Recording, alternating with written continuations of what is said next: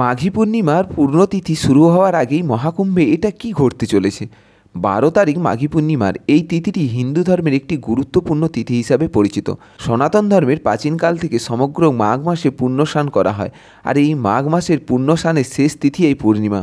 এই মাঘী পূর্ণিমা 144 বছরে এক শুভযোগে রয়েছে। মান্যতা রয়েছে এই দিন মহাকুম্ভে স্নান করলে মোক্ষ প্রাপ্তি হয়, জন্ম জন্মান্তরের পাপ নাশ হয়। মাঘী পূর্ণিমা স্নান ছাড়াও দান, যজ্ঞ, জপ প্রভৃতি বিশেষ ফল প্রদানকারী। শাস্ত্রমতে নবগ্রহের দোষ থেকে মুক্তি পাওয়া যায় এই পূর্ণিমায় গঙ্গার স্নান করলে। তাই মাঘী পূর্ণিমায় পূর্ণ স্নানের আশায় কোটি কোটি পর্যটক ভিড় জমাচ্ছে মহাকুম্ভে। পুণ্যার্থীদের সংখ্যা এতটাই বৃদ্ধি পেয়েছে যে মহাকুম্ভের আশেপাশে সমগ্র জাতীয় সড়ক পুরোপুরি জ্যামে আটকে রয়ে গেছে। উত্তরপ্রদেশের প্রশাসন অবশ্য এ বিষয় নিয়ে যথেষ্ট তৎপর রয়েছে, কারণ কিছুদিন আগে মৌনী অমাবস্যার মহাকুম্ভে দুর্ঘটনার সৃষ্টি হয়েছিল। সেই নিয়ে বর্তমানে উত্তরপ্রদেশের যোগী সরকার যথেষ্ট ব্যবস্থা গ্রহণ করেছে। কিন্তু কুম্ভমুখী জনপ্লাবন এতটাই বেশি যে কুম্ভের আশেপাশে জাতীয় সড়কগুলি পুরোপুরি জ্যামে আটকে রয়েছে। কয়েকটি জায়গায় 16 থেকে 18 ঘন্টা জ্যামে আটকে রয়েছে।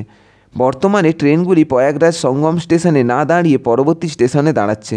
তাই মাঘী পূর্ণিমার তিথিতে কুম্ভে যাওয়ার আগে ভালোভাবে জেনে যাওয়া উচিত যে আপনাকে কয়েক কিলোমিটার হাঁটতে হবে, এবং আপনি যদি গাড়িতে যান তাহলে আপনাকে জ্যামে পড়তে হবে। তবে উত্তরপ্রদেশের প্রশাসন যথেষ্ট তৎপর রয়েছে, তবুও আপনার সচেতন হয়ে আপনার যাওয়া উচিত।